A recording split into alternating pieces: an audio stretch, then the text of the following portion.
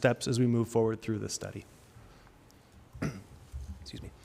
So as noted, we are looking at the Highway 401 and Power Dam Drive interchange in the township of South Stormont within the United Counties of Stormont, Dundas, and Glengarry. 401 in this area is a 4-lane divided rural freeway at the interchange, and existing Power Dam Drive structure is approaching the end of its intended service life and requires replacement in the near term. In looking at this site and the geometry of the structure, as you can see from the image there, we're looking at improving roadway geometrics to consider future interchange requirements and future Highway 401 footprint required as a result of new structure, future improvements to the interchange, as well as any future improvements on Highway 401. So the goal of the study is to develop a recommended plan for the bridge replacement at Power Dam Drive as part of our ministry's review of operational and safety needs for the provincial highway network. We're also looking at developing a sort of an ultimate long-term plan for this interchange. The structure itself is a post-tension concrete. It's a curved structure, which is sort of unique for the area. That was built in about 1967. Overall, the structure is in fair condition. However, some of the specific elements, including the bearings, are nearing the point that they're reaching the end of its service life. The last rehabilitation of the structure was in 2016, completed by the ministry. And the existing bridge, as I said, is 4 spans with an overall length of 92 meters. It carries 2 lanes of traffic over Highway 401. Just a quick review of the study that we've done as a whole, again with Morrison Hirschfield in conjunction with the Ministry of Transportation. At the original onset, we developed a long list of about 10 alternatives for interchange configurations that undertook a course evaluation to narrow them down to our shortlisted alternatives. We completed a reasoned argument method evaluation. You can see the evaluation criteria on the screen. I won't go through each of them in detail, but just to note that the categories were social and natural environment, costs and staging and impacts to the public, as well as the transportation network, road safety, geometrics, and et cetera. So from the 10, we shortlisted 4 alternatives, I guess 5 if you include the do nothing alternative. We would retain the existing configuration, no changes to the interchange. There's no schematic shown, but it was part of our evaluation. So the 4 alternatives that were shortlisted are on this 2 on the screen here. Alternative 3 was a partial cloverleaf, a Parklow AB with all the interchange ramps on the east side. A B2 interchange ramp with connections both, again, north and south. And for all these, I should note that we looked at an ultimate full interchange, so that would be ramps for all movements. Currently today, there's only 2 ramps at Power Dam Drive in the 401. So to start the study and looking at our ultimate plan would be looking for and protecting for all ramp movements. I should have noted that first. Again, a Parklow B2 on the south, so the ramp terminals in the southeast and northwest quadrant, and then a diamond interchange. So what you may notice from all of these as well, we looked at different alternatives for the location of the structure. We looked at keeping it in line, relatively in line with the existing bridge, shifting the alignments to both the east and west, and then some more extreme connections that weren't carried forward through our screening. So from there, we developed those alternatives in a little more detail and then completed a weighted scoring system to determine our preferred alternative. Again, looking at some more specifics of the evaluation components, some impacts to municipal roadway, ramp geometry, and staging opportunities and construction impacts. Looked at utility conflicts and overall construction duration, not just from start of end to construction, but construction durations that would impact the traveling public. And also social and natural impact, watercourse fisheries impact in the area. There are municipal drains in the vicinity, property impacts, and archaeology and heritage. This is just kind of a summary of our evaluation. I'll go through the next couple slides relatively quickly, except to note that, again, the 4 design alternatives were carried forward and compared against the alternative 1 of do nothing. Again, going through with each of the categories and the evaluation that was done by our study team with the Ministry of Transportation and Morrison Hirschfield. And then where we landed was the results of our weighted scoring evaluation was alternative 8, which is a diamond interchange with a new structure constructed to the west of the existing bridge, is recommended as our technically preferred alternative. So their image is a blown up version of what was shown previously. So you can see, I got the mouse here. Power Dam Drive is realigned sort of to better connect it between the existing alignment both north and south of the highway with ramps in all 4 quadrants. This configuration had some of the benefits that came from the other one was minimizing the impacts on the existing utility corridor, some of the property impacts, and for items like not impacting Atchison Road to the southwest, for example, and just minimizing overall footprint, and also an attempt to maintain Power Dam Drive and the ramps as long as possible during construction. And an attempt, there will be closures, and I'll get to some of the details later on, but an attempt to maintain the existing roadway infrastructure as long as possible. As part of the work, as I said, we looked at the existing interchange as well as an overall and ultimate configuration. Traffic studies were completed by our study team, and we identified that they're based on the existing traffic volumes and existing patterns in the area and proposed work.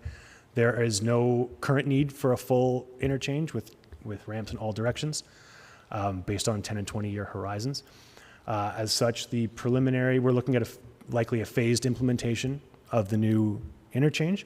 The first phase would be sort of reinstatement of what's there today. So the new structure on a realigned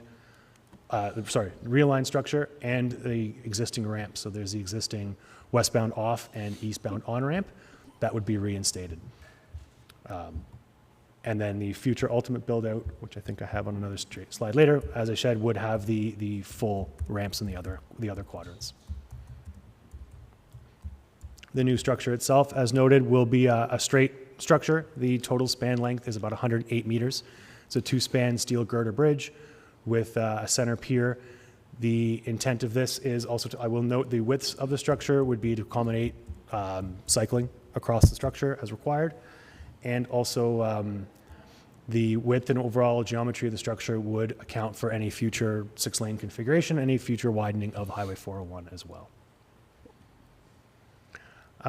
During construction, obviously there will be impacts to the traveling public in the vicinity of the interchange. So we've taken a preliminary review at some of the impacts and some potential traffic modifications, or traffic impacts, I should say, with the caveat that all of this will be finalized as the study moves forward and into future detailed design. However, at the time when work would be done that would require a full closure of Highway 401, which should be isolated to ramp tie-in work or girder erection, some sort of small, shorter duration, not long-term, weeks, months, more short-term duration, the highway would be closed, and there is a detour. The existing EDR is within the area using Highway 2. There will also be closures of Power Dam Drive and the existing ramps for tie-ins and for embankment construction as the new bridge is built, being high up in the air. There will be construction that overlaps the existing roads. There are local road, these will be more of a local road detour than a highway traffic detour, but there are available local road detours using Cornwall Center Road and County Road 36. A few additional details, as noted, there will be property acquisition required. The ministry and NMH have already started meeting at a high level, preliminary meetings with property owners that are affected. What you see on this screen is the kind of overall footprint of the roadway, and the blue hatched out area is future property that would be required from the ultimate interchange. So timing of property acquisition for that side and everything has not been finalized yet, but we've taken an early look. And there are existing overhead hydro, underground bell impacts, and there is an underground gas main. Impacts are still being finalized for the gas main. From an environmental perspective, this is a Class B environmental assessment. Field investigations and reporting that have been taken as part of the study include existing fisheries and terrestrial ecosystems reporting, impact assessment studies, land use assessment, Stage 1 archaeology assessment has been completed, cultural heritage resource assessment, contaminant overview study, and I will note that this project study is within the Raisin River watershed. Some of the consultation history, if some of you may or may not be aware, we do have a project website, highway401powerdam.com, where all the information has been published throughout the study. The notice of study commencement did go out, and we received responses and feedback from the public, mostly to be added to the list for future, to keep kept in the loop. 2 municipal technical advisory committee meetings have been held with county staff, township staff, City of Cornwall, and emergency services at various times in the project to discuss our long list development and our short list, as well as our final evaluation. We did have an online Public Information Center, PIC, in late 2022. Comments were received from the public, mostly looking for more information and providing thoughts on our long list items. And then as noted, we have had resident in-person meetings with affected residents in the area that will be impacted from the proposed highway realignment. Our next steps, we'll be holding our next public information center. It'll be online starting on May the 30th, and it'll be available for 30 days for comment. In that, we'll be presenting that technically preferred alternative, which you did see on the screen, and responding to any comments that we receive from the public. We'll be preparing and finalizing our transportation environmental study report, which has a 30-day public and agency review, and then finalizing our preliminary design, and then the future detailed design would continue later on as decided by the ministry. And we'll note that construction timing is not yet finalized. However, the anticipated construction duration at this stage, acknowledging it's a preliminary design phase where we are, would be about 2 to 2.5 years for construction. So again, I want to thank everyone for taking the time this morning and letting us come and present this to you and provide you this information. And if there's any questions or feedback, we'd be more than happy to take anything. Thank you. Great. Thank you very much for your report. Are there any questions or comments from members of County Council? Councillor McDonald. Thank you, and through you, Mr. Warden. On slide number 16, it does show the southern end, or Vincent Massey, I believe. That's a fairly tight corner, and I think the City of Cornwall would suggest as much. I know this is more of we're not the City of Cornwall. However, Tollgate might be a better spot to turn. That's a fairly tight corner, just to give some thought to that and talk to the Cornwall Transportation Group. Thank you very much, Councillor. I appreciate that. Yeah, we'll again, this is a preliminary. We're reviewing based on the existing information. But yes, as we get into the detailed design. But yes, good catch on that. Thank you. Okay, thank you. Sorry, Councillor Williams. Thank you, Mr. Warden. Are you referring to the intersection to the south? Is that what you're referring to? Yes, they come down Brookdale, and I think they have like a 270-degree turn to get back onto Vincent Massey in Cornwall. Oh, I see. Okay. Okay. When you are coming off of the 401 going east, and then what people do is that they then go to the soonest road, whatever that road is, on the south side, turn around there, and then go back over the bridge to go north. It happens like every 15 seconds. Yeah, I can confirm I've seen it when I've been out there, yes. Okay. Is that going to be addressed in the design? Yes, so based on, do I have it on the screen. Sorry, it's tough to see. How did I get switched here? Hopefully that's big enough you can see. Make this larger. I can't. So on the, okay, there we go. Sorry, so this intersection will allow for both left and right turns, rather than someone having to come and loop around at Atchison. Today they get off and will U-turn here and come up. So instead this will be a stop-controlled intersection, stop-controlled on the ramps, I should say, to turn left or right. So that'll improve turning and it won't have cars loop around that way. But people will still turn around there to get back over, right? Or will they be, no? If you're getting off the highway to then go back on the highway in the other direction? No, just across the 401 going. They'll be able to turn left. It'll be a proper intersection, though, A proper to turn left, yes. Okay. Okay, Yeah. all right, good, thanks. Just one more question, Okay, if I follow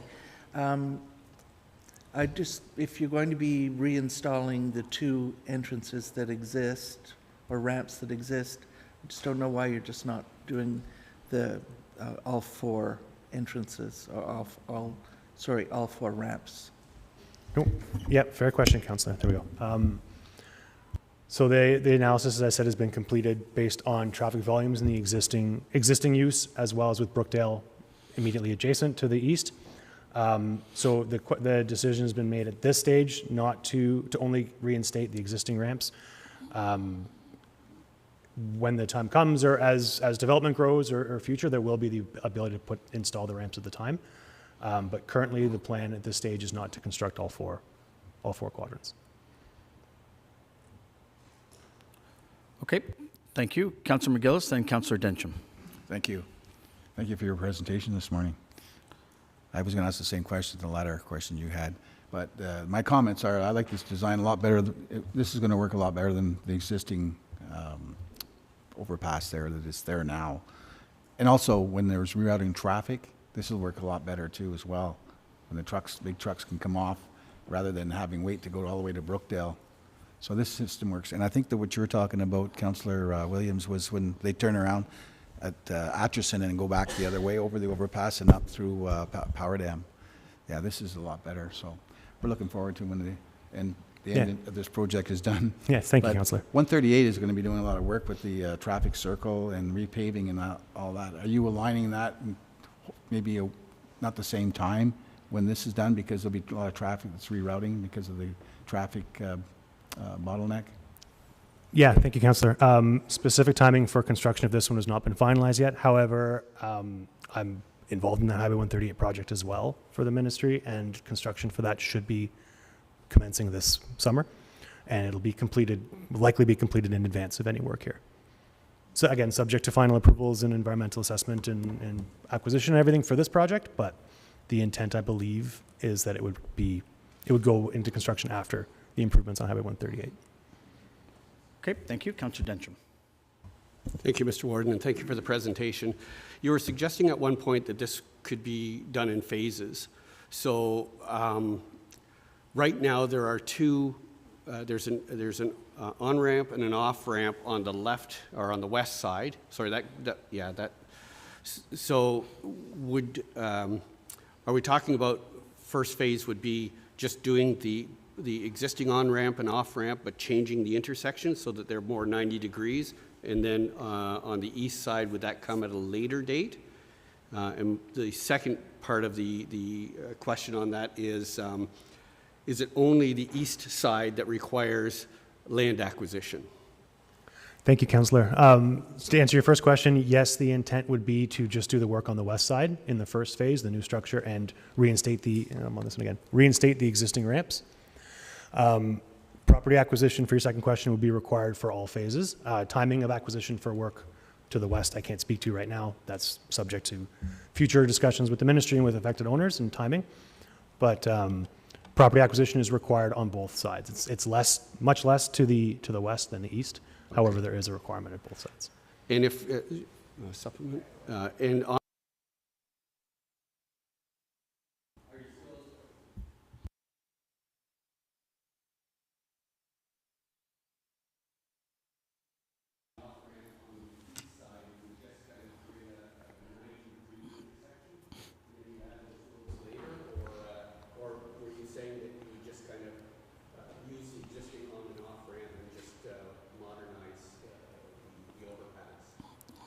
Here we go. The proposed first phase of construction would be the realigned Power Dam Drive with the new bridge and these two ramps, so the new intersections that would tie in. Correct. Yeah. at some point I'd love to hear how Stormont sees this affecting the growth and development by having that as well. Okay, Councillor St. Pierre, then Councillor Landry. Thank you, Mr. Warden. Just on the subject of Councillor Williams, I'm just wondering on the ultimate construction, where does cost come into play? I mean, we all know that inflationary costs, it just keeps going up, and up, and I can understand that it's going to be development driven and growth driven, but where does the cost of this kind of factor into your decision making or the MTO's decision making on completing the project now versus perhaps 20 years or 25 years? Yeah, I can speak to just specific to this study. What we did, our cost assessment as we compared each interchange alternative was always for the ultimate configuration. So each alternative was compared as a full holistic interchange to account for full cost now. As far as future planning and any updates, I'd have to defer to the ministry. Yeah, but we looked at the traffic study, and they're not warranted. So as far as the additional ramps are not warranted, then we will not be able to secure funding for those additional ramps. Once there's a need, the ministry will discuss the funding for the additional ramps. Subsequent. So you're saying that it's still based on growth and that the funding's not there. So where's that fine line of when the funding is available based on actual growth? Because you said the funding wasn't secured, correct, to do the ultimate. So in order for us to ask for funding for additional ramps for the full improvement, we would need to be able to justify the need for the additional ramps. Currently, according to this traffic study, there is no need, so we're not able to ask for funding. So understood. So how much growth then has to occur before that gets triggered? If I recall, Brad, this still operates at level of service A, the A or B. yeah, B. Okay, thank you. Councillor Landry. Thank you. Through you, Mr. Warden. Just one question. For the local residents, you're saying the project is, or looking timeline-wise, you're looking 2 to 2.5 years. Because we're realigning the bridge, is the crossing just to get from north to south or south-north going to be available for a good period of time? So what are we looking as far as the timeline when we would eliminate the actual crossing of the 401? Yes, thank you, Councillor.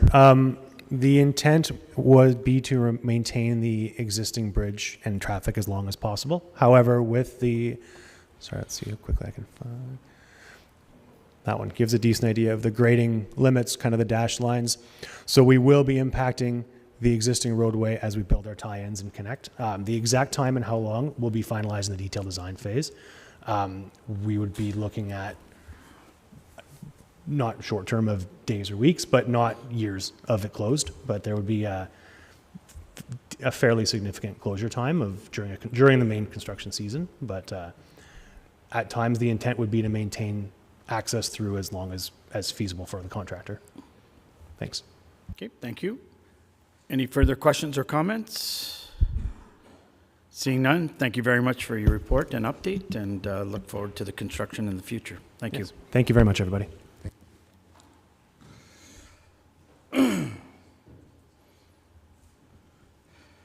Okay, next up for delegations is the Association of Ontario Road Supervisors Trade Show, Sarah McDonald and Ewan McDonald. Welcome.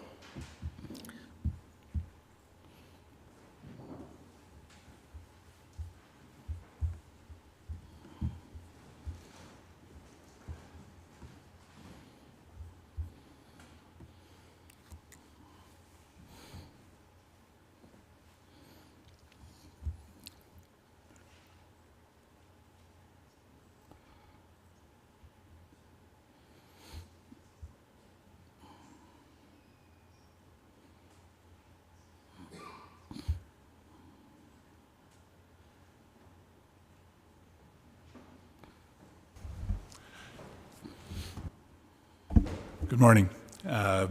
Thank you for receiving us, Mr. Warden, and we're pleased to bring you news of an exciting show that's coming to Cornwall, hosted by the Eastern Ontario Road Supervisors Association.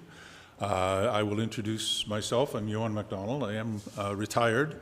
I used to be Sarah, and I left South Glengarry, retired South Glengarry after 30 years, 3 years ago now. But I have kept involved in the local association, and we had put our bid in for this provincial show just prior to my retirement, so I'm very pleased to see it coming to fruition.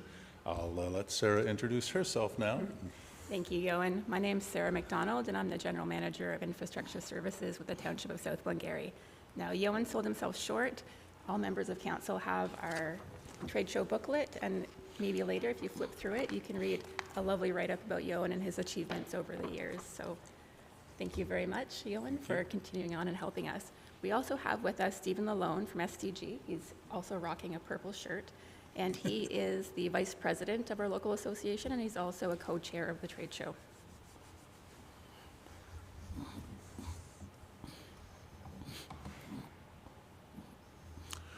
So AORS was founded in 1961, and many of you are probably familiar with it. We are closely related to and work in partnership very often with the Good Roads Association.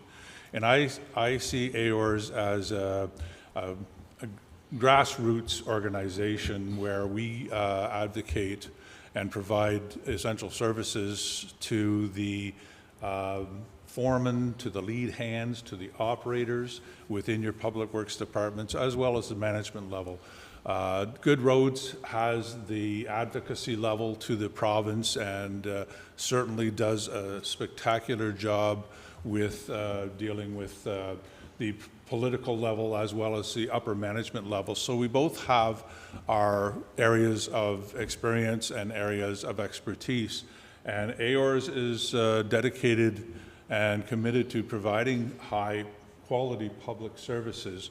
AORS is made up of 32 local associations across the province, and primarily those associations are within the rural and small urban areas of the province. So we have that focus of boots on the ground is what we call it, where we provide training through our education programs for operators, for supervisors, and we also have our Certified Road Supervisors designation that was established through legislation in 1996 as a professional designation. The Certified Road Supervisors program is supported by Good Roads through their road school that many of you are familiar with in May in Guelph. And also we have our Public Works Leadership Development Program, which provides specific areas of education for public works employees from all levels to seek to learn more and obtain more knowledge. The membership is open to anybody from the public or private sector, so we have a very robust association with members from the public works municipalities across the province, as well as many supplier members, right from the mom and pop organizations up to the large corporate organizations. So we are looking at hosting the show in Cornwall. AORS moves this trade show around the province based on 4 geographic areas: north, west, central, and east. So it is not monopolized in any way by the GTA area. We are definitely an association that has a focus provincially and geographically, and our funding is contingent on 3 primary funding projects that we have on an annual basis. We have our Spotlight Buyer's Guide, which is a supplier's guidebook for an online guide for municipal public works employees to reference. We have our trade show, which is a significant, not only a significant financial boost for the local association, but also supports many of our programs at the provincial level. And then we have our education program. And our education program is based on having a profit margin of 8% over top of our costs. So we keep our costs very, very reasonable, and we also move our training to you as opposed to you coming to a facility in Toronto, for example. We move the training around the province to make it more affordable for municipalities. So thank you. So we are here on behalf of the Eastern Ontario Road Supervisors Association. That's our purple shirts this time. And we are SDG, Prescott Russell, and then the cities in that area. We are a really strong and active association. We host meetings every second month, I'd say, and it's very well attended. All municipalities represented at this table attend those meetings and are part of this local association. So recently we hosted our truck rodeo. I believe it was in Matilda, got it right. And it's a really fun day. It's where the operators, the drivers from anyone in SDG, Cornwall, or Prescott Russell are invited to attend. And it's kind of like a skills and agility day. So it's a fun day for our drivers. And this year, I believe, Chris from South Dundas was our winner, with second place was Rock from SDG. And I think Rock, did he win last year? Yes. He did. So he's contending. And then they're then able to move on and compete provincially. So I don't think we currently have a winner in SDG right now, but at the provincial level, but it's certainly a good, fun day.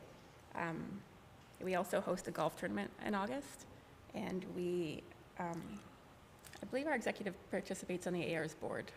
Yes. Yeah. So that's how we then can advocate upwards from our area. Moving along. We have 80 individual members here with our local association, which is a lot and growing. During COVID, I believe it was a bit higher, which was really, really nice.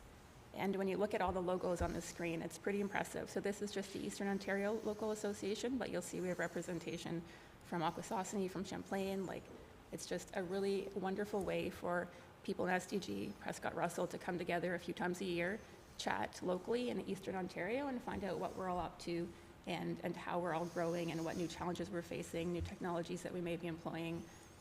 Because while we're all the same, we're a little bit different, right? Even between North and South Glengarry, we have different challenges, and we share a border. So aside from getting our business of our annual schedules for our Road Supervisors Association, we have our meetings, and as Sarah mentioned, we do have some networking opportunities, some social opportunities through our golf.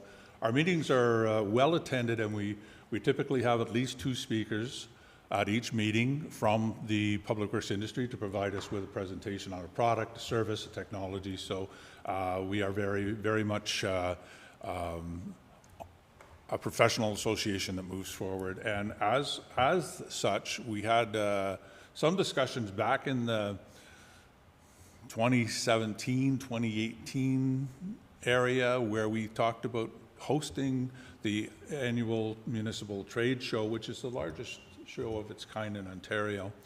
And we last hosted it in 2002 in Cornwall. So we felt it was time that we put a bid in. There was a fairly stringent bidding process that we had to go through, and we were successful and awarded the, initially we were awarded the show for 2022, but we were pushed off because there was a couple of years where the show wasn't held. So they just moved everything off. So we are very pleased to have the show in the next couple of weeks, in June 5th through 6th. It's free to attend. It's going to be hosted right across the street, as Sarah will talk a little bit more about the venue in a moment. We have a wide range of products and services with over 200 vendors attending the show. There will be vendors both inside and outside the facility.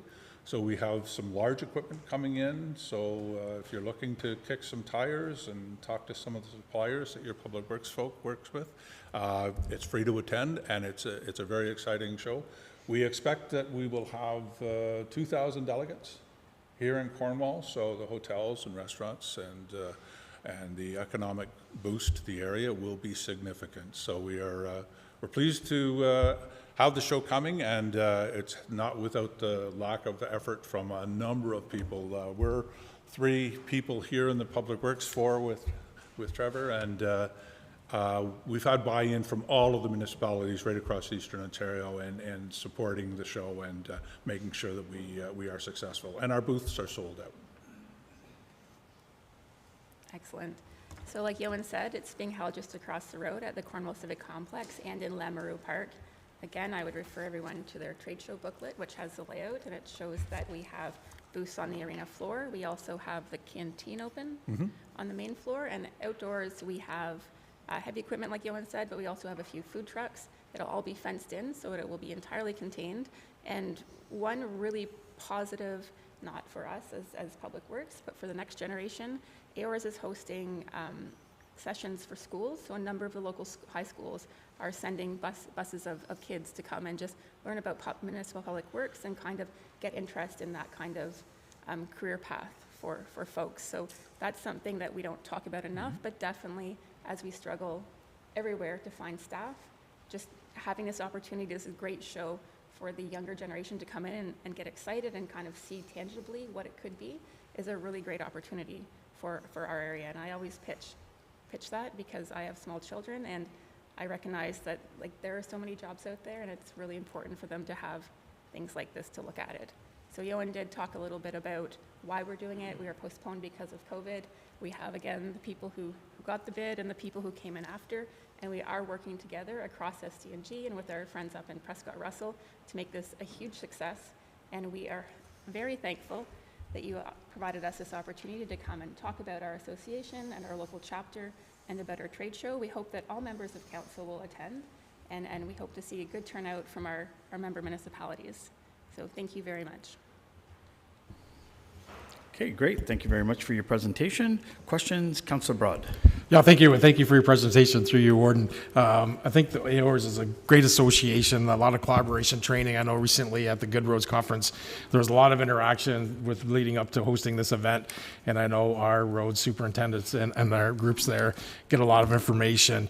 We certainly were proud in South Dundas to host the truck rodeo last week, and happy that Chris B. Hoser, since that name is so hard to say, was one of the winners in that group. What I really wanted to say, I didn't have a specific question, but I wanted to thank the group and your association for taking the time, extra time, to put on an event like this. It's not part of your regular work, but as you could tell, attracting 2,000 visitors to SDG is a great recognition, and I thank you and your association. Thank you, Councillor. Further questions or comments? Sorry, I spoke with your sister, and she said you're not allowed to ask any questions. Councillor McDonald. Thank you, and through you, Mr. Warden. I have two questions, or two things. One was, is there a home bias for, it is obviously this truck rodeo, is it often won by the municipality hosting, or is that just happenstance? And then with the trucks, I do appreciate the comment regarding getting schools out. We try and do that in South Glengarry as much as possible, because we, like, whenever I went through school, it was like, I think 9 out of 10 kids were told to go to SUNY Potsdam, get their teaching, and then become a teacher. So there's a lot of individuals there who just want to drive a truck local, and I think it's a great opportunity to encourage people who, like, I don't have interest in driving, but there are people who, like, really want to operate big vehicles, and this is to keep them, because as much as my father worked in a county, I didn't realize the amount of jobs, but if you look across this table, we're probably representing well over 300, 400 jobs locally for people to come to, and many of those are on the roads and in our parks, so thank you for highlighting that and getting the schools out. Thank you, and I do concur that you driving a truck, I've seen you drive a golf cart, so. Had to go there, Lachlan. Any further questions or comments? Seeing none, thank you very much for your presentation. I look forward to being at the over at the trade show, and we'll see you there. Thanks.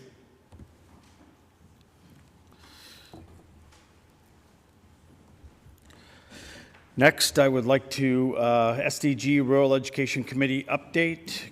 Councillor Jeff Manley from the great township of North Glengarry. Welcome. Let's see it.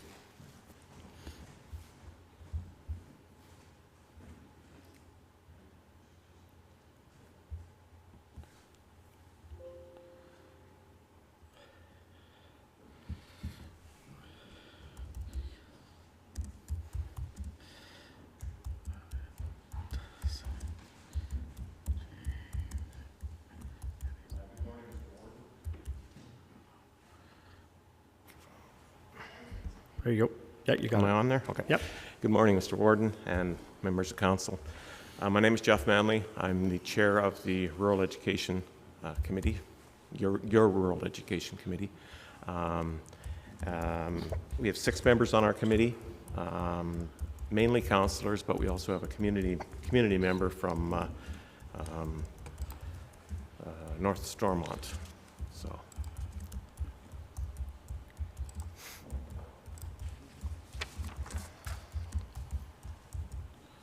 So that's just a listing of our committee members. When we first met, we decided that we would have 2 main goals that we would look at this term. One was to build relationships with our local school boards. We have 4 school boards in our area. And the second one was collection of accurate and up-to-date data. We found that the last round that we had, where we had possibility of school closures, that the data maybe wasn't quite accurate. And so we wanted to make sure that we had correct data moving forward. So meeting with local school boards, letters were sent out to all 4 school boards, and I'm happy to report that we received responses back from 3 of the 4, which was good. I had a chance to meet with Sue Wilson, the chair of the Catholic District School Board of Eastern Ontario. The meeting went very well. They work together with Upper Canada as well because of busing, mainly because of busing.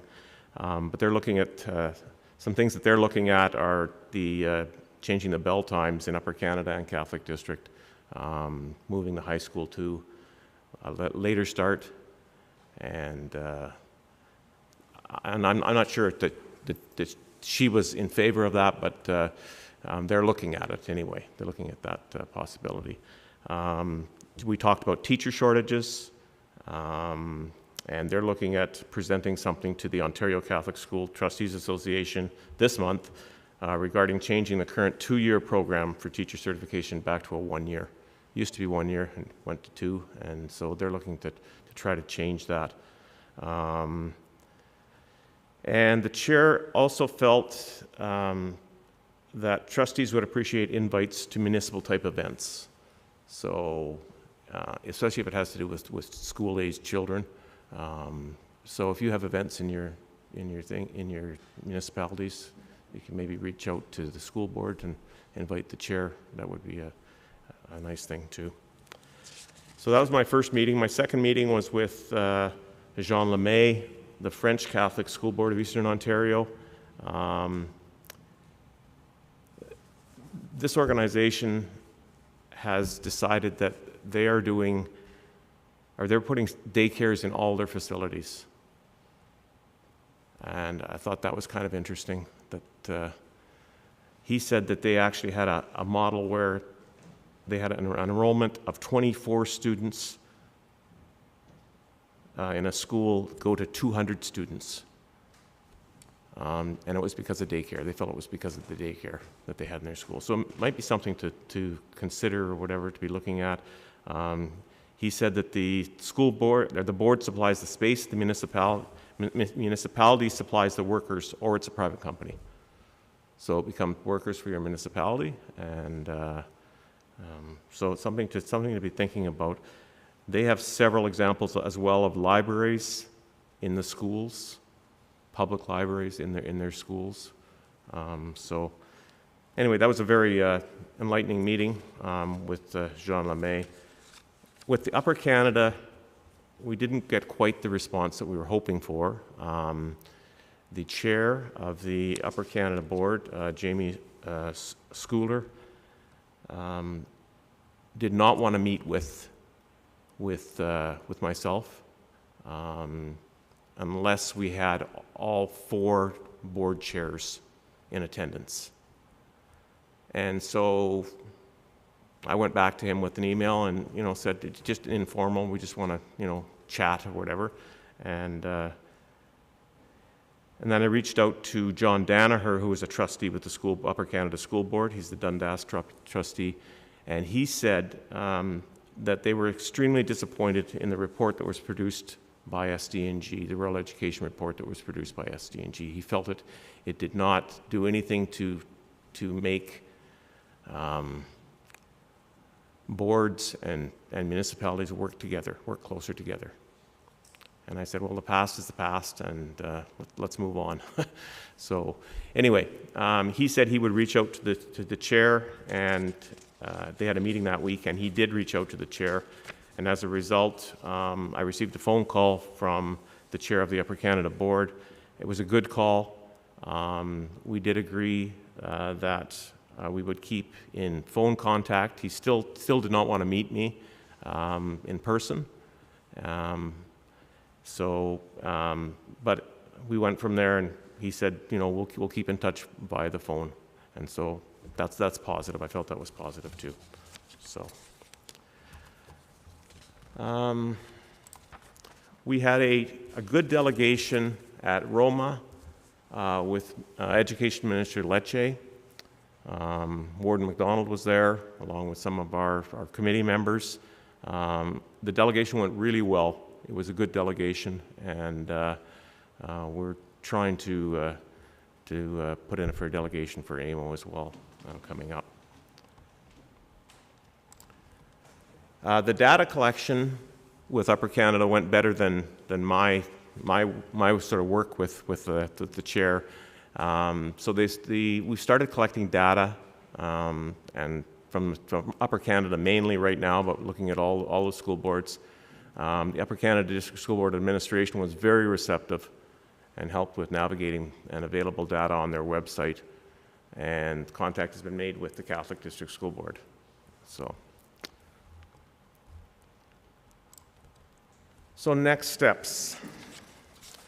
We've got obviously continued advocacy for rural schools. Our committee will be inviting Cameron Jones, Upper Canada District School Board Principal of Student Learning and Success and Real World Learning. This is what they're really focusing on now in Upper Canada, and so to attend our next meeting. Continue with data collection from school boards, continue to support efforts to strengthen relationships and communication with the school boards. I'm told by a Roma board member, Karma, that they have added to their list of priorities rural education.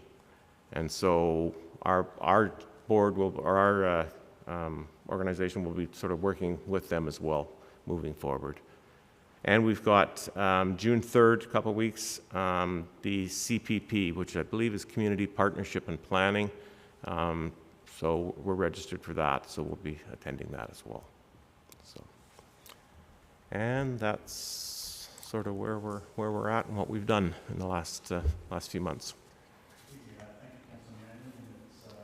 Sorry, and it's exciting that Roma is jumping on board with us for this. I think that's what we need. Rural education is very important to all of us and our communities. Are there any further questions or comments at this time? Councillor Densham. Thank you, Mr. Warden, and thank you, Jeff, for the report, and thank you for setting up the meetings with each of the boards and extending the olive branch there, and I hope you continue to make progress with the Upper Canada. And I was actually really as well pleased that you're making progress on the data collection, because one of my questions was, will the boards of education recognize the data you're bringing to the table? But it sounds like you're actually working closely with them on that, so that's important, because I know in the past, sometimes when you collect data, they don't necessarily recognize it appropriately. My question, though, is on the daycare. You mentioned that many of the schools are having a daycare. Is that before and after daycare, or is that all day daycare for kind of some of the siblings of some of the other students, or is it a combination of both? I think it's probably a combination, but I'm not 100% sure on that, Councillor Densham. I'm not sure. Okay. I'd have to go back to them and find out. Yeah, I know before and after can definitely relieve some of the pressure for parents who need to get their kids in a little early, but the sibling thing sometimes helps attract, I think what they found a little bit is they found that, like for the younger kids, it would be all day daycare or whatever, and then those students just ended up staying at that school, and it makes sense. That's great. Great work. Thank you for the work. You. Okay, thank you, Councillor. Further questions or comments? Councillor St. Pierre. Yeah, and thank you through you, Warden. Thank you for the presentation, Jeff. Really looking forward to our board sitting down with Cam Jones. He came to South Dundas about a month and a half ago and talked about the real world learning, and it's a direct link to the everyday adventures that we face.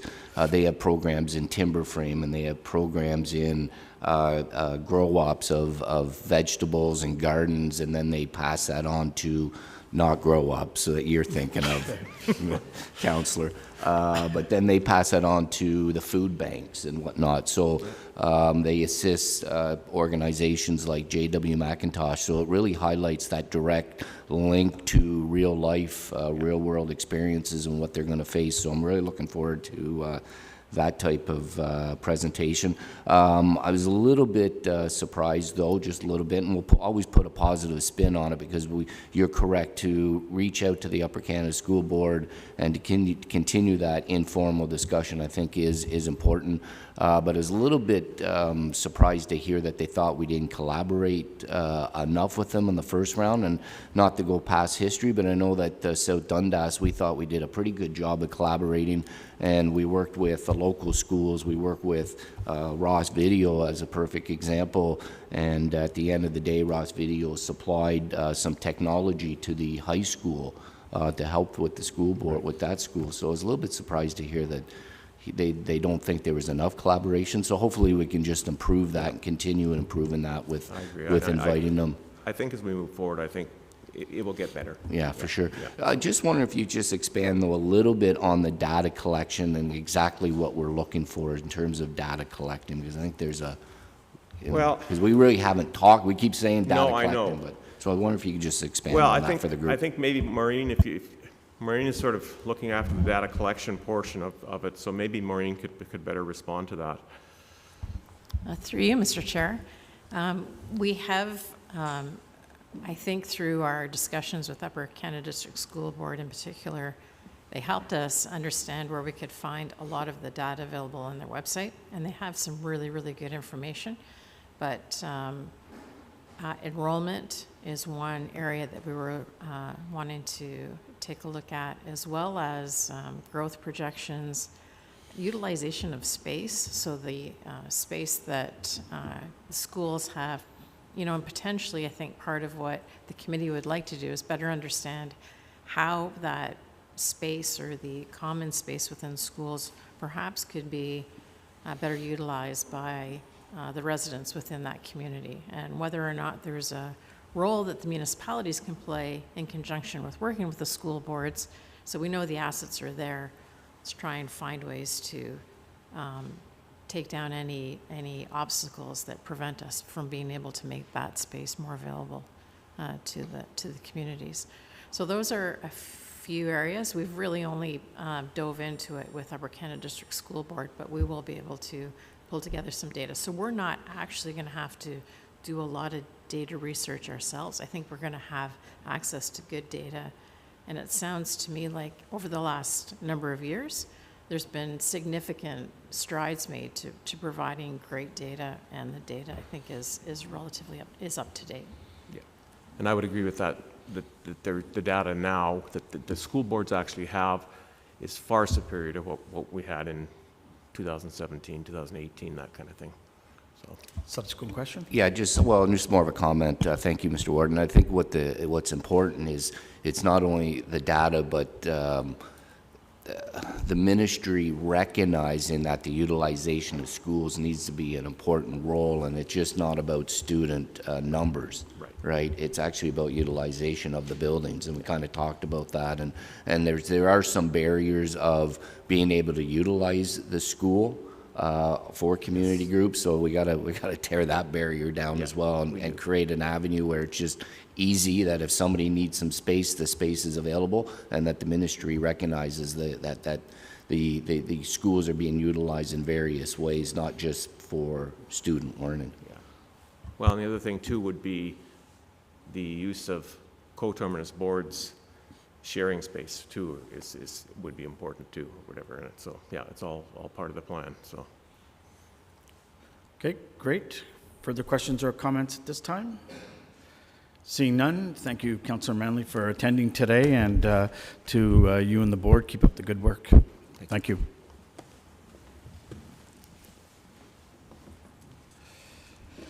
Okay, moving on to action requests, corporate services proclamation, the 240th anniversary of SDG. It's moved by Councillor Broad, seconded by Councillor Annable, that the Council of the United Counties of Stormont, Dundas and Glengarry proclaim June 6th to 9th, 2024 as the 240th anniversary of SDG. That's it? Through you, Mr. Warden. Okay, go ahead. As it states in the report, June 6th does mark the 240th anniversary of the United Counties of Stormont, Dundas, and Glengarry. So to commemorate this special occasion, the SDG Historical Society is hosting a free event here in Lamoureux Park from June 7th to 9th. So they had requested that we do proclaim this time as the 240th anniversary to get the word out there. So we're looking forward to that event. Thank you. Okay, thank you. Questions or comments? Councillor Broad. Yeah, I'd just like to add on, Mr. Warden, Tara within the tourism department has created the video, so if you haven't had a chance to watch the short video or the extended video of all the interviews, it's great advertising for the coming event, and looking forward to that event. That's great, thank you. Councillor Landry, will you be able to speak to former Warden Fife? I think he was the warden at the time, so ask him to be there. Further questions or comments? See none. All those in favor of the motion? Motion is carried. Thank you. Moving on to tenders and quotations, 2024 culvert lining. It's moved by Councillor Fraser, seconded by Councillor Broad, that the Council of the United Counties of Stormont, Dundas, and Glengarry accept the joint tender from Aqua Drain Sewer Services Incorporated for culvert lining at their unit prices totaling $524,800.18 plus HST. The joint tender includes the following: the United Counties, $315,869.80, the Township of North Dundas, $25,931.80, the City of Cornwall, $182,998.58, and that the Manager of Infrastructure be authorized to sign all necessary documents to give effect to the contract. Okay, thank you. Welcome, Mike. Thank you and good morning, Council. So this is the culvert lining tender for this year. This is routine work that we do, and this type of work is an economical way to extend the life of an existing crossing, particularly because we don't have to touch the asphalt, we don't have to close the road. It cuts out some of the items that would drive up the cost, so that we look very kindly on this technology. This is a joint tender with the City of Cornwall and the Township of North Dundas. As you'll note, we would be slightly over budget. Staff proposed to cover the overrun with some of the money that we had set aside for culvert replacements. We'd like to prioritize the culvert lining because it does extend the life of the existing asset, and a culvert that needs to be replaced is already at end of life and one that we would not have a plan to line. So we would like to give priority to the lining work over the replacement work. I'll take your questions. Thanks. Thank you. Councillor McGillis. Thank you, Mr. Warden. Could you give more of a description of the culvert lining, what's all entailed in that, and also how long does it last? So the existing culverts that we would be looking to line would be nearing end of life, but still generally have their shape. There could be a little bit of a distortion in the pipe, but generally they're still round, they're clear, and what's left of the pipe forms a formwork for. There's a couple of different ways of doing a couple different materials, but generally they sleeve a material through that is pressurized and either sets by cooling down or sets by reaction with hot steam and hardens, and just forms a new basically annulus inside the culvert that then has some strength and has a life expectancy of about 50 years.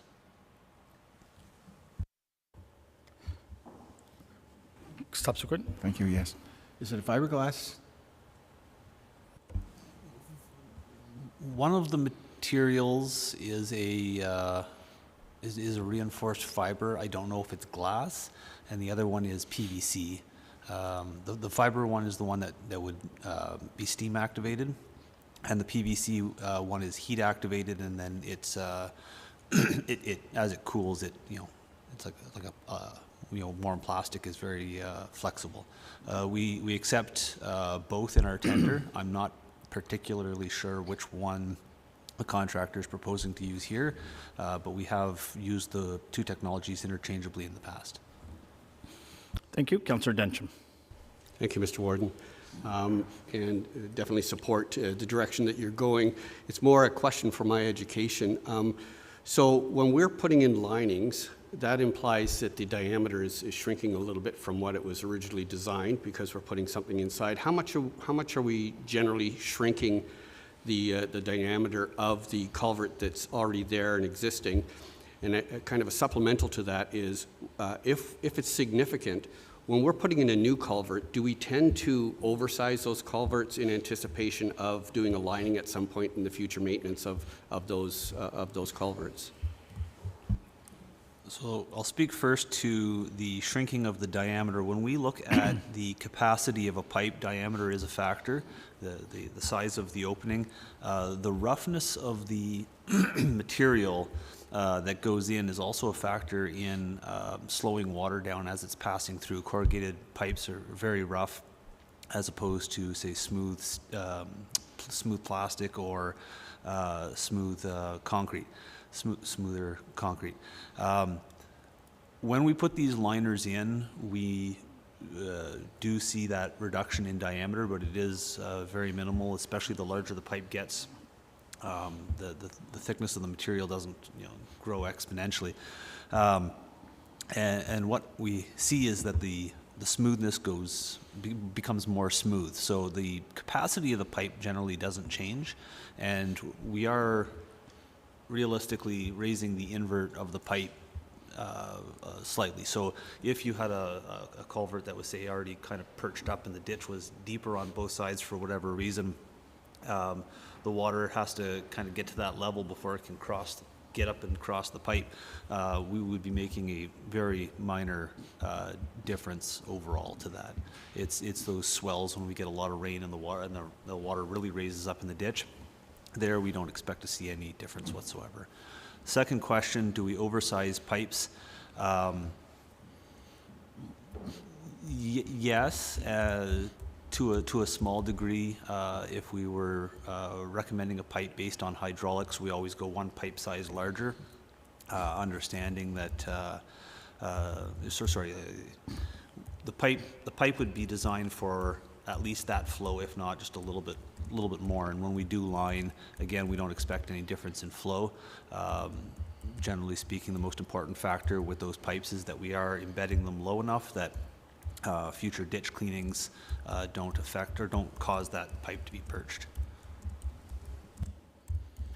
Okay, thank you. Further questions or comments? Seeing none, all those in favor of the motion? The motion is carried. There are none opposed. Moving on to the 2024 box culvert pre-purchase. It's moved by Councillor Guédon, seconded by Councillor St. Pierre, that the Council of the United Counties of Stormont, Dundas and Glengarry accept the tender from Omni Precast for the purchase of 2 precast concrete structures at the total price of $404,650.85 plus HST, and that the Manager of Infrastructure be authorized to sign all necessary documents to give effect to the contract. Okay, thank you. Mike. Thank you. So this is somewhat of a routine purchase for the counties. We do like to bundle any box culvert pre-purchases, put it out for competitive pricing. The alternative is that we put it on a contractor who's going to replace a culvert, and they're essentially going to the precasters with a one-off.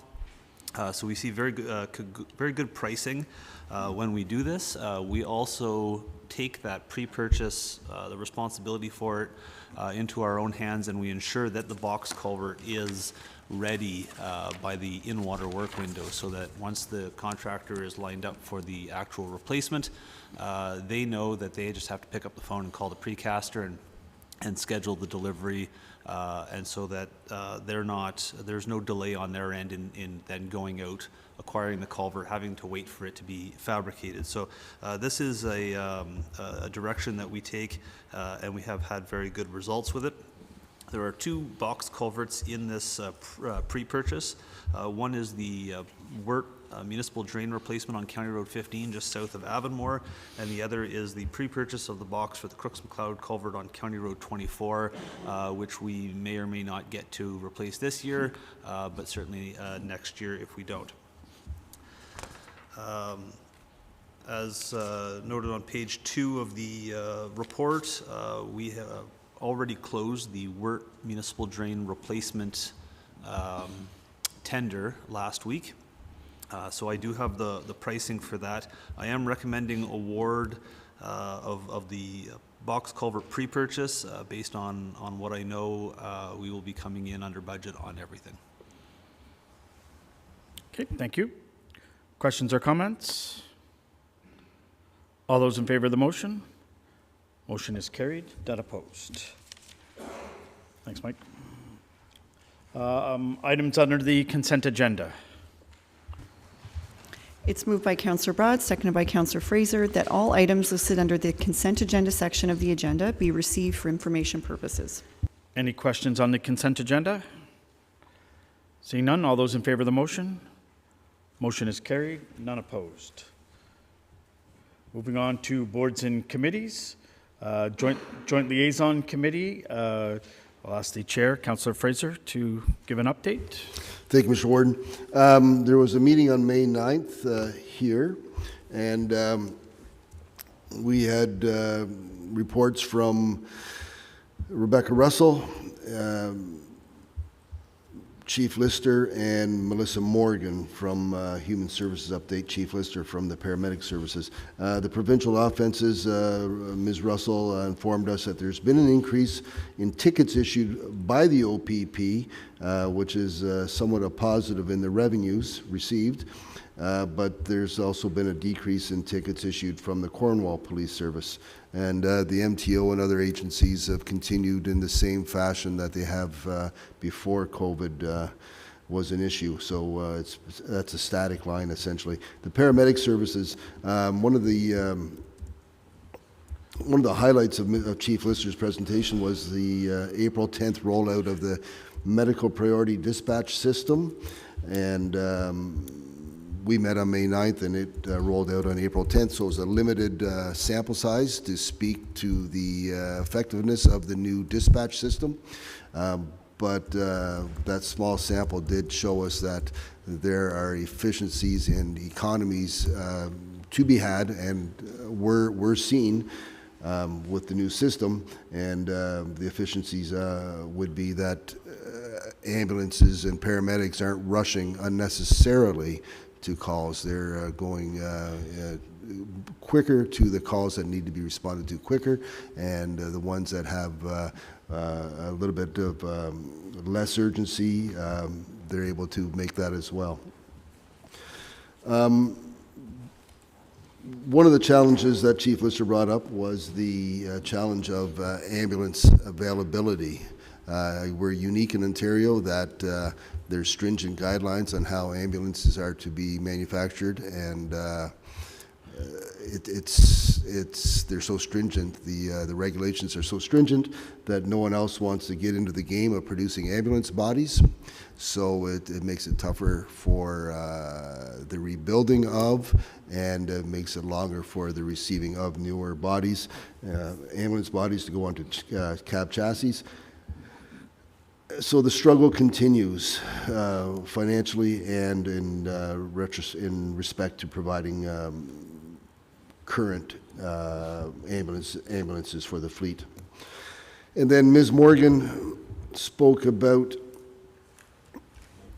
and it was quite a presentation from her end. She talked about the Housing Services Division, or talked about Housing Services Division, the Children's Services Division, the Ontario Works Division, and she gave us an update on asylum claimants and spoke about Dev Center and the vacancy rate at the Dev Center, and how people are coming from other areas, for example, from Toronto, and they're being, the asylum seekers are being moved, some are being moved out to our area, and some came out, I do believe, on May 1st.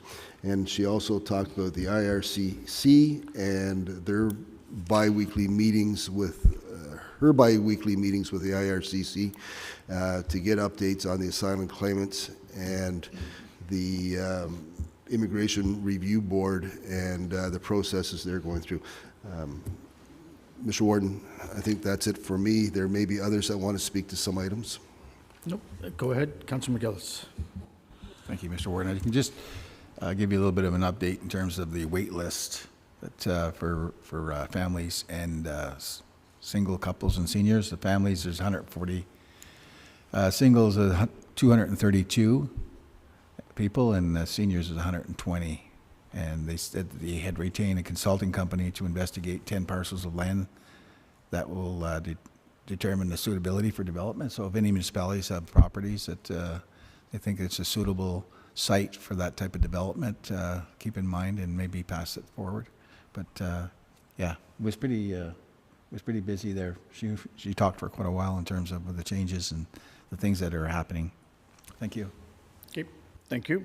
If there are any questions from anyone, just throw your hand up as we go through these reports. Library Board, Councillor Broad. Thank you, Warden, through you. We had our April meeting in Finch. Finch was a great host. We received a delegation from the Friends of the Chrysler Library. And I think one of the things we've learned is the Friends of the Library is a great avenue for people to volunteer, and certainly improves the life of the library and helps with staff and promote activities within in the library. We actually had a stat review, and in the monthly update, there's some stat review, but the board's been challenging Rebecca and her team to facilitate more stat information and graphing, and we'll be pleased to bring more forward in the future to take a look to see from a budgetary standpoint what we're getting, from a standpoint of programming and circulation, and see how we're improving in areas, and then where we can look to add on to make the libraries even more useful. We updated the facility use policy, and at the end of our meeting, we had a chance to use the Maker Lab, which was a great activity for the board to use the Cricut printer, where we made some mugs. We used the 3D printer to make an activity, to make an item. We made buttons that I'll be wearing during SDG Reads upcoming. So we got an opportunity to use the Maker Lab. So certainly we all should be within our communities promoting even folks to travel there occasionally to take advantage of the Maker Lab, which is a great place for kids or small business to make something, or kids to play is great. So that was our update for last month. Thank you. Go ahead, Councillor Landry. If I can just add, I wasn't aware of all this stuff, but it's impressive what they can do with machine crickets and all this stuff that they, we came home with a lot of swag that we kind of did ourselves. And I actually brought up the fact that maybe with this 3D printing, we could maybe do a monthly bobblehead of each councillor for once every month. No, so we had we had a great view of what it is at the Maker Lab. So it was a pilot project, moved forward, and now it's quite impressive, I think, what staff are able to do. And let's just try to promote it even more in the community for people knowing what it is exactly this Maker Lab can achieve or do. Thanks. That's great. Thank you. Warden, if I may, Mr. You may Warden. not. No? No, go ahead. I'm a big fan of the libraries. I know we all are, and the library board. But if you go through the reports that's prepared by Ms. Luck, you'll see that there's great success to be had with or there's great success being had at the libraries with recruitment and new memberships and more involvement through the community, and it truly is kudos go to Ms. Luck and her crew for ensuring that success is there, and it really does bode well for our libraries and our communities. Thank you. Thank you. Moving on to Police Services Board. No meeting. We're looking to schedule it for July. Okay, thank you. Eastern Ontario Health Unit, Councillor Williams. Thank you, Mr. Warden. The COVID is not gone. However, it will wax and wane moving forward. There is some discussion and concern over the avian flu in the United States.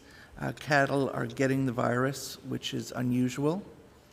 And there's concern over the avian flu mixing with human viruses, which then could create a new virus that could cause human-to-human spread. So they're just keeping nothing to panic about at this stage of the game, but they're keeping a close eye on it.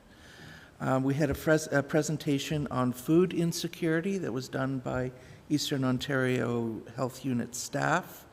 It was a very informative presentation, and it detailed what a serious problem food insecurity is across our region, and that problem is growing. The board will be sending a letter to the province and to the MPPs to a lobby for an increase in the living wage.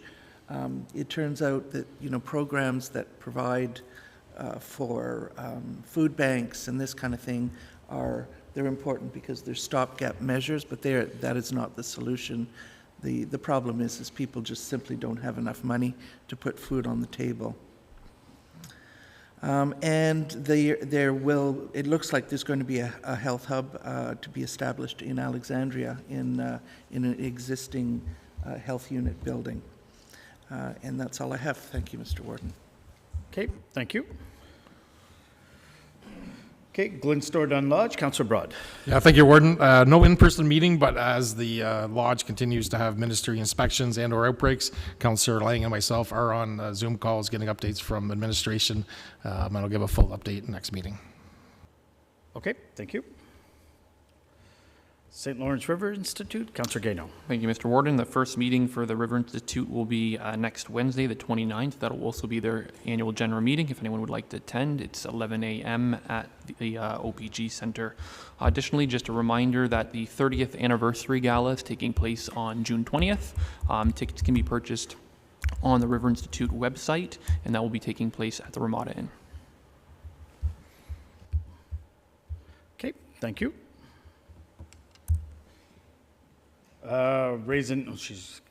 Councillor Bergeron was not here.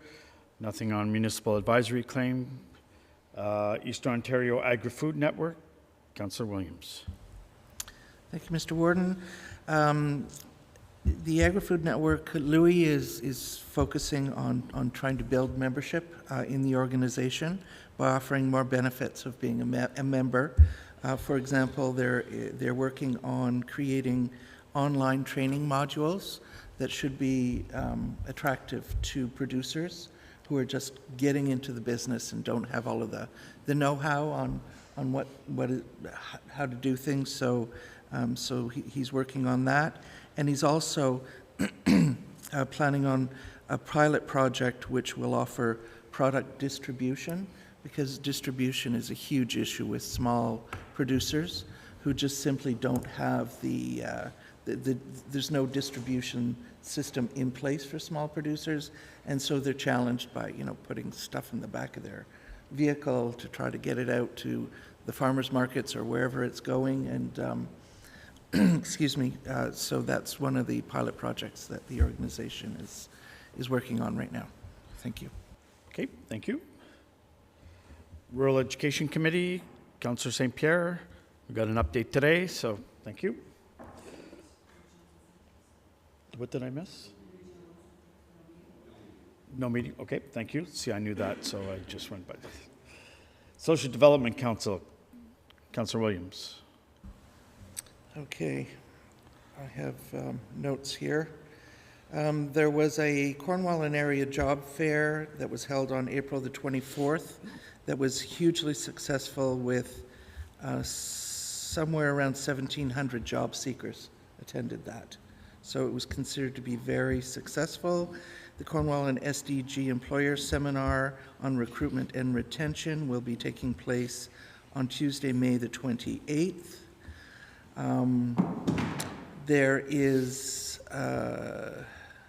capturing of the potential, an employer-led workforce housing and accommodation event.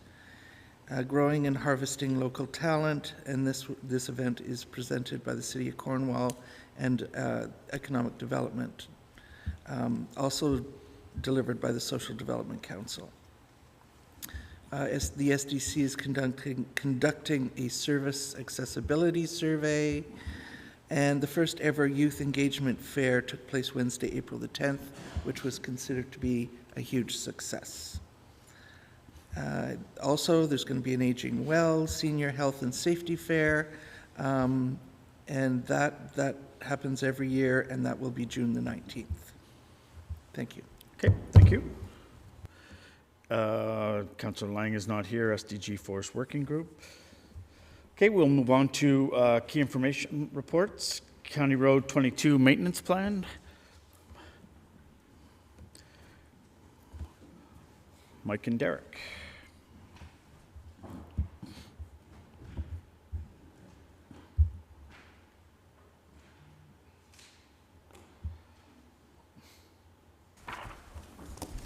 Good morning. Morning. Through you, Mr. Warden. I think everybody's well aware here of County Road 22. We've talked about it. It seems we get another constantly reoccurring agenda here month by month. As everybody's well aware, the design is delayed. We're hoping to have a final design by mid-June to review and start looking at tendering. However, in the process, we do realize we have to maintain that road, and we are looking for the most economical and practical option, and basically a holding pattern until we can get to the construction up and ready. So we, as in the report, we have looked at several different options. We looked at thin lift, we looked at pulverizing, we looked at hot patch, and we've looked at cold patch options, realizing that although the road is rough does not mean the road is unsafe. So we're just looking for the best methods to keep that road in a safe condition as it meets the MMS requirements until such time we do the construction. And based on our review, we've identified 7 spots that the best option would be hot patch, which would be just basically hot placed asphalt overlaid, packed in to fill in the biggest ruts, the deepest ruts, the roughest areas, which should buy us the time to construction and also gives us material that we can reincorporate back into the construction next year. So any questions? Questions or comments? Seeing none, okay. Thank you. Thank you, guys. Moving on to 2024 SDG reads. Welcome, Rebecca.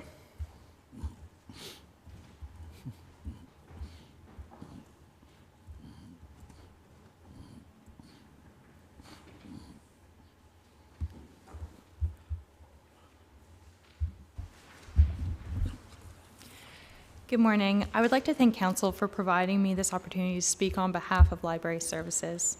SDG Reads is sloganed as One Book, One Community, and it's a program that encourages all residents from across SDG to come together, read the same title before coming together again on the evening with the author.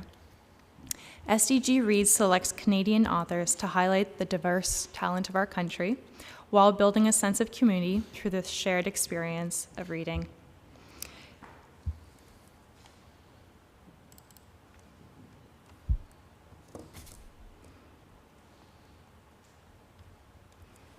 It is my pleasure to announce the 2024 SDG Reads author Craig Shreve and his novel entitled The African Samurai, which is based on the true life story of Yasuke, the history's first foreign-born samurai, and the only samurai to ever be of African descent. Some fun facts about the author. Mr. Shreve was born and raised in North Buxton, Ontario, and he studied computer science at the University of Guelph. After graduating, he was involved in humanitarian efforts, helping to build homes in Honduras, Kenya, Guatemala, Paraguay, Nicaragua, Chile, El Salvador, and Bolivia, all while continuing to write. Residents of SDNG will be invited to attend the event at North Stormont Place on Monday, October 7th. A special VIP experience will follow, in which Mr. Shreve will speak about his book, answer questions from the audience, and provide a book signing opportunity. The event will culminate with a silent auction with proceeds going towards funding SDG Reads. Leading up to this event, our communications and marketing coordinator, who's sitting right here behind us, prepared a series of clues that were posted online and within branches. Patrons were encouraged to guess the author's name by completing a ballot, and all correct answers will be entered into a draw to win the featured novel. In anticipation of the event, we have added a variety of physical and digital copies of the featured novel, including a nonfiction copy of The African Samurai, The True Story of Yasuke. Lastly, books will now be available for purchase in branches for those who wish to own a copy of the novel. Again, thank you very much for bringing this to County Council. I really appreciate your time, and I just wanted to share with you the efforts of the library and all the wonderful successes that we've had in the past. Last year we had Maureen Jennings, and it was an absolutely fabulous event. I was very fortunate to be, coming on board and seeing the tail end of the event, and we had over 100 people in attendance at the hall, and it was just, you could really just feel the energy, and it was just a wonderful opportunity from all, seeing everyone from around SDG come together. So thank you. Okay, I think you want a photo of this. Are there any questions or comments before we move to that? Councillor Fraser. Thank you, Mr. Warden. I beat Councillor Broad to the... as you can tell from the enthusiasm from Ms. Luck, this is an amazing event, and I do encourage each and every one of us, members of council, to attend, if at all possible. Like, it's not to be missed. It is quite a thing, as was mentioned, to see community members throughout SDG there. It's a chance for us to show our support of it and to engage and have conversations with community members on a very easygoing, positive platform and situation. It's a fantastic event, and I really do encourage everyone to put it into their calendar. And maybe Councillor Broad wants to say some more. Councillor Broad. I'll save it for the next 5 meetings where I remind everybody of the SDG reads. Thank you for that. Okay, so picture time. How do you want to do this?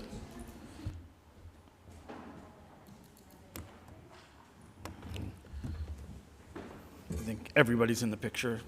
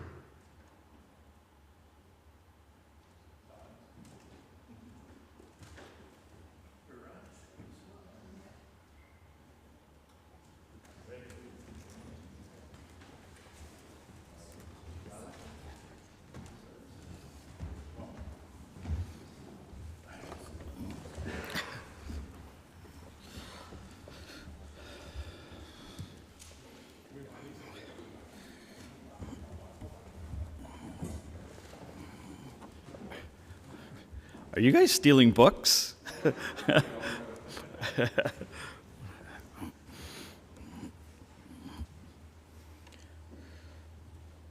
Okay. Thank you, Rebecca. Moving on to the administrative update. Madam CAO. Through you, Mr. Warden, as per usual, just a little bit on my schedule over the last month of April. And I've got some key dates on the report, and I will make sure Councillor Broad add SDG reads to those list of dates. So we have upcoming county council meetings, but also would like to just let everybody know we're planning the SDG Summit Friday, June the 14th, from 8:30 to about 4 p.m. We'll try to make sure everybody gets out promptly. We might reach out to your local CAOs to see if we might be able to bring in something sweet from each of our regions, and maybe we could do that as part of our refreshments during our lunch break. We have a good slate of topics, so I think it's going to be a great day for everyone. And also wanted to just let everybody know the Warden's Golf Tournament's on July the 19th. There's still room for foursomes for those that would like to participate, and that's at the Glengarry Golf and Country Club.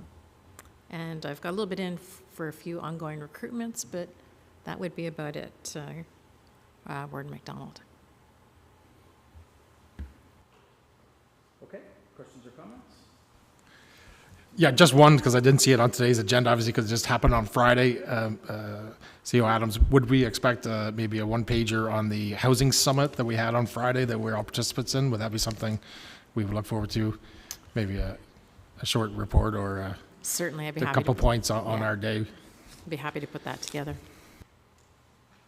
Okay, great.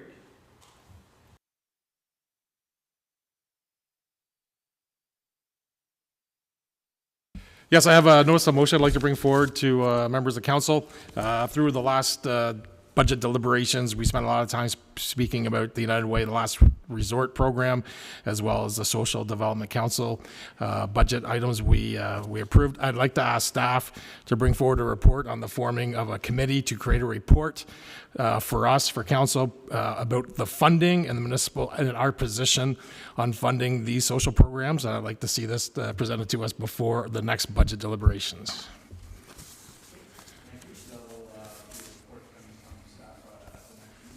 And look forward to it. I spoke to Councillor Broad about this earlier in the year, and I think it's a great idea. So, any questions or comments on that? Okay, seeing none. So we will be moving into closed session. Madam Clerk. It's moved by Councillor Guindon, seconded by Councillor St. Pierre, that council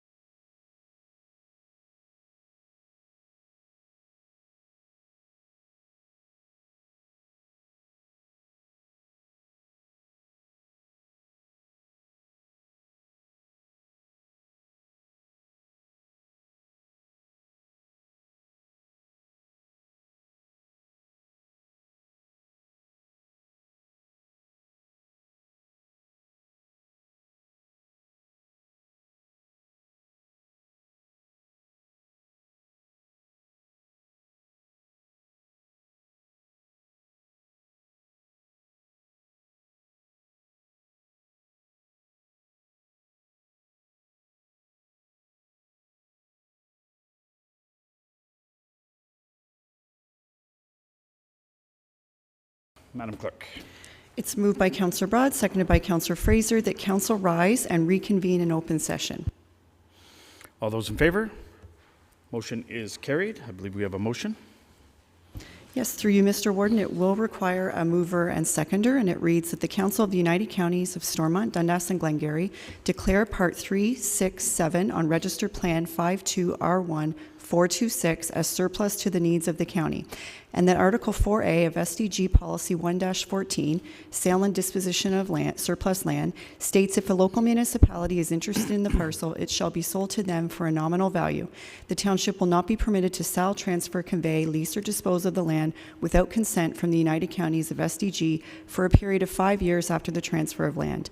Any profits obtained from the sale of land during this 5-year period will be returned to the county, and that the property be sold to the Township of South Stormont, and that bylaw number 5447, being a bylaw to authorize the sale of land, specifically Part 3, 6, 7 on Registered Plan 52R1426, be read and passed in open council, signed and sealed.